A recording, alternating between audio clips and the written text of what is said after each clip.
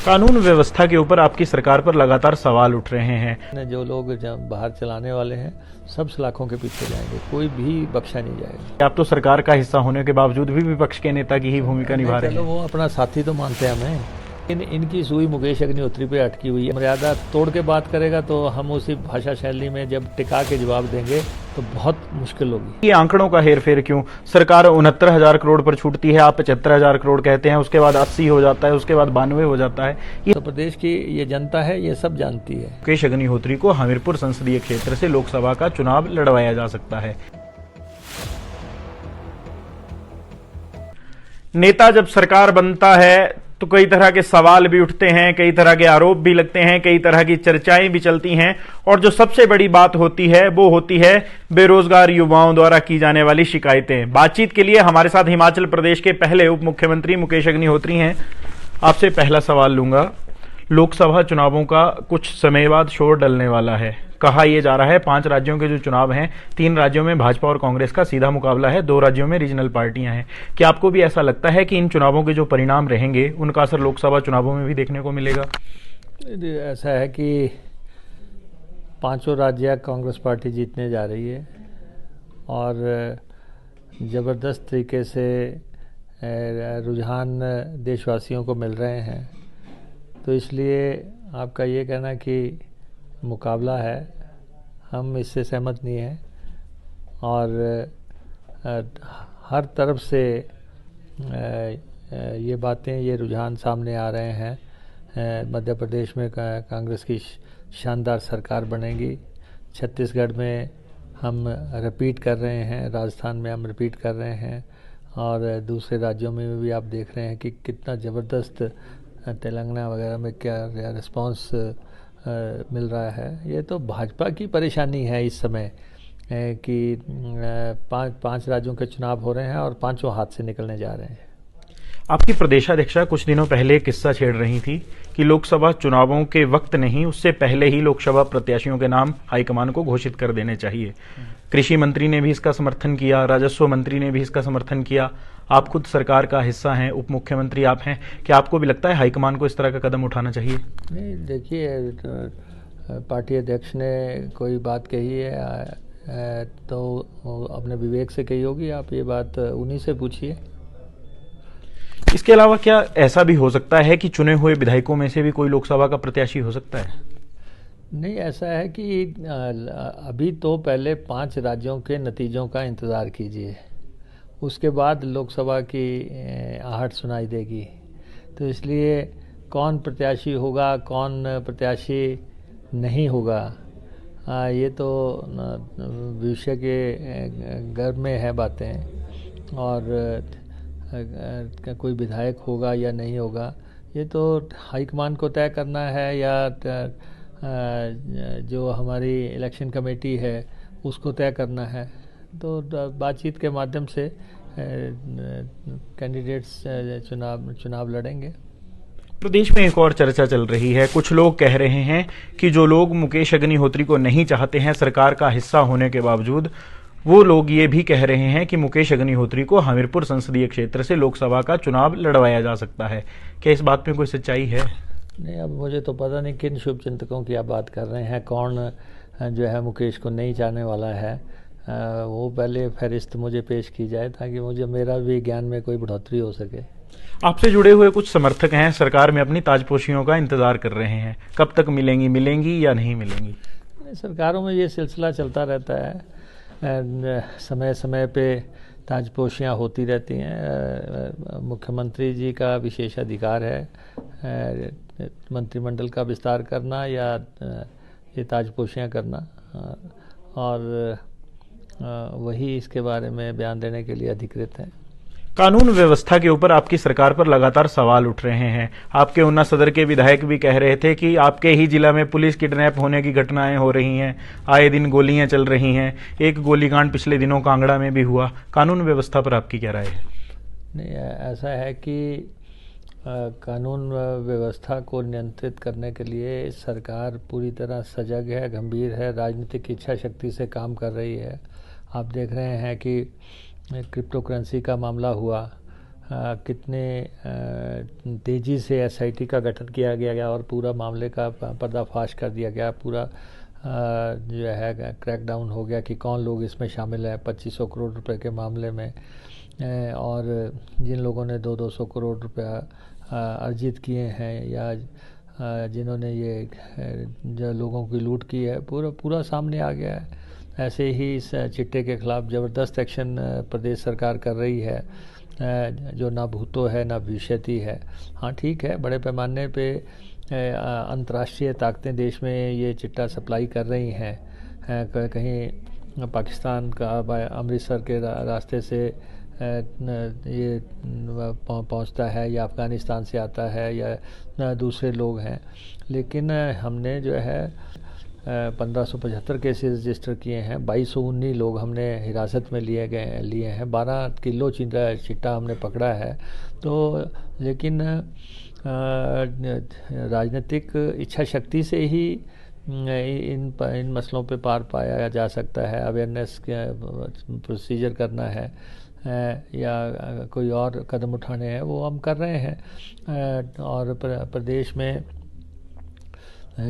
कानून व्यवस्था को नियंत्रित करने के लिए जो भी कदम, ऐसा है कि अपराधी बख्शे नहीं जाएंगे और अपराध की कमर तोड़ के रख दी जाएगी, ये हम आपको जो है यकीन दिलाना चाहते हैं। जो भी व्यक्ति अपने को कानून से ऊपर समझने की कोशिश करेगा तो उसको जो है हम बख्शने वाले नहीं हैं। तो इसलिए जो घटनाक्रम हो रहे हैं, हम सब सलाखों के पीछे जाएंगे। अब जिन लोगों ने जेलों में बैठ के जो है या गोलियां चलवाई हैं, उन्होंने प्रयास किए हैं, लेकिन जो लोग बाहर चलाने वाले हैं सब सलाखों के पीछे जाएंगे, कोई भी बख्शा नहीं जाएगा। आप कह रहे हैं बख्शा कोई भी नहीं जाएगा। आपके जिला में जो पुलिस की किडनैपिंग वाली घटना घटी थी, उसके बारे में एक चर्चा ये निकलकर सामने आई कि उनके ऊपर एसपी ने इतनी कच्ची धाराएं लगाई, वो आरोपी 1 से 1.5 घंटे बाद ही छोड़ दिए गए। देखिए, मैं किसी पर्टिकुलर केस की उसमें नहीं जाना चाहता, वो तो आप एसपी से या डीजीपी से उसके बारे में बातचीत कर सकते हैं कि वो आपको बता सकते हैं। लेकिन हमने बिल्कुल स्पष्ट डायरेक्शन सरकार की तरफ से है कि ऐसा कोई भी मामला जो संज्ञान में आता है, ऐसे जो है जो प्रदेश की अमन शांति भंग करने की कोशिश करेंगे, जो देवभूमि की छवि खराब करने की कोशिश करेंगे, ये लोग किसी भी हालत में बख्शे नहीं जाएंगे। वाटर सेस पर इन दिनों बड़ा घमासान चला हुआ है। आप कह रहे हैं केंद्र ने चिट्ठी लिखी है, नेता प्रतिपक्ष कह रहे हैं केंद्र की वही चिट्ठी उत्तराखंड को भी गई है, जम्मू कश्मीर को भी गई है। ऐसा है कि नेता प्रतिपक्ष लगातार ये कोशिश कर रहे हैं कि हिमाचल प्रदेश की जो कहीं से भी आमदनी हो उसको किसी ढंग से रोका जा सके। जो केंद्र से पैकेज हमें नहीं मिला है, जो हमारा रिलीफ पैकेज हमें मिलना था, जो हमारा अधिकार है, वो जो है हमें नहीं मिला, उसके पीछे कौन है? उसके पीछे साजिश किसने रची? नेता प्रतिपक्ष ही तो हैं। मुझे तो कहते हैं कि मुकेश अग्निहोत्री को दौरे पड़ते हैं, लेकिन उनसे पूछे कि आपके दिल्ली दौरों का मतलब क्या है? जो दौरे लगातार दिल्ली हो रहे हैं उसमें एक ही बात की जा रही है कि हिमाचल प्रदेश को पैकेज ना दिया जाए। वहाँ दर जो है दस्तक दे रहे हैं हर जगह कि हिमाचल सरकार की मदद ना की जाए। हमें नहीं मालूम? हम सारी जानकारी रखते हैं कि वो कहाँ क्या कर रहे हैं। इसलिए उनको वाटर टैक्स, अगर वाटर सेस आता है, उनको इससे भी प्रॉब्लम है कि प्रदेश की आय हो रही है। उनको रिलीफ पैकेज आएगा, उससे भी उनको दिक्कत है। और जो बसों के टैक्सेशन जो 5 साल उन्होंने या प्रदेश में लूट होने दी, उस पर कोई कदम नहीं उठाया। अगर अब जो है उसको रेगुलेट कर दिया गया, उनको उससे भी दिक्कत है, क्योंकि उनको लगता है कि कोई भी पैसा अगर प्रदेश के खजाने में जाएगा, उससे किसी की गरीब की किसी मदद तो नहीं हो जाएगी, कोई वेलफेयर की योजना तो नहीं चल पड़ेगी, कोई विकास का काम तो नहीं होना जाएगा। ऐसे नकारात्मक सोच से इस समय वो ग्रस्त हैं कि जिन्होंने हिमाचल प्रदेश विधानसभा में हिमाचल प्रदेश को पैकेज देने वाले जो प्रस्ताव का विरोध कर दिया हो, तो उनकी मानसिकता आप इस समय समझ सकते हैं। वो तो एक और बात कह रहे हैं कि आप तो सरकार का हिस्सा होने के बावजूद भी विपक्ष के नेता की ही भूमिका निभा रहे हैं। चलो, वो अपना साथी तो मानते हैं हमें, हैं, उनको विश्वास कर लेना चाहिए कि वो प्रतिपक्ष के नेता हैं और अब वो विपक्ष में हैं, और इसलिए उनको जो है ये फीलिंग नहीं होनी चाहिए कि वो अब भी चीफ मिनिस्टर हैं और मुकेश अग्निहोत्री प्रतिपक्ष का नेता है। उस मानसिकता से उनको बाहर आना चाहिए। उनको ये मान लेना चाहिए कि वो प्रतिपक्ष के नेता हैं, अब वो विपक्ष में हैं और अब जो है रचनात्मक विपक्ष की भूमिका निभाएं। और आपको मालूम है मुकेश अग्निहोत्री एक लिमिट तक बर्दाश्त करता है, अगर कोई इससे आगे बढ़ने की कोशिश करेगा तो जवाब जो है उसी भाषा शैली में जब मिलेगा तो बहुत चिल्लाएंगे। बेरोजगारी प्रदेश के लिए एक बड़ा मुद्दा रहा है। विपक्ष के आप नेता थे, आप तब भी बात उठाते थे। वर्तमान समय में युवा कह रहे हैं हमसे वादा तो किया, जो परीक्षाओं के परिणाम विजिलेंस जांच से बाहर चल रही हैं परीक्षाएं, उनके भी परिणाम घोषित नहीं किए जा रहे हैं। हमारी क्या कसूर है, हमारे साथ ये अन्याय क्यों? नहीं, ऐसा है कि हिमाचल प्रदेश की सरकार ने जो वायदे किए हैं, जो सत्ता में आने के लिए वायदे किए हैं, वो हम पूरे करेंगे, इसमें कोई दो राय नहीं है। जो कहते हैं कि झूठी गारंटियां, झूठे लोग जो ऐसे नारे देने वाले हैं, इनको बहुत निराशा होगी कुछ ही समय के बाद। हाँ, अगर हमने OPS जैसा बहुत बड़ा वायदा अगर पूरा कर दिया तो ये कोई आसान काम नहीं था। प्रदेश के 3 लाख कर्मचारी और पेंशनर्स के लिए जो प्रदेश सरकार ने कदम उठाया है और उनका बुढ़ापा सुरक्षित किया है, और भाजपा ने तो इनकार कर दिया था कि हम OPS नहीं देंगे, हमने तो दिया। और ये इससे बड़ी राजनीतिक इच्छा शक्ति क्या हो सकती है? इनके समय में पेपर बिकते रहे, और जो है किस ढंग से युवाओं के साथ फ्रॉड किया गया, क्या जनता नहीं जानती? क्रिप्टो करेंसी में 1 लाख लोग लुट गए, लोग नहीं जानते। और जो दूसरे मसले हुए हैं, तो इसलिए हम अब जो है विकास की राजनीति करना चाहते हैं, कल्याण की राजनीति करना चाहते हैं, गरीब की सेवा की राजनीति करना चाहते हैं।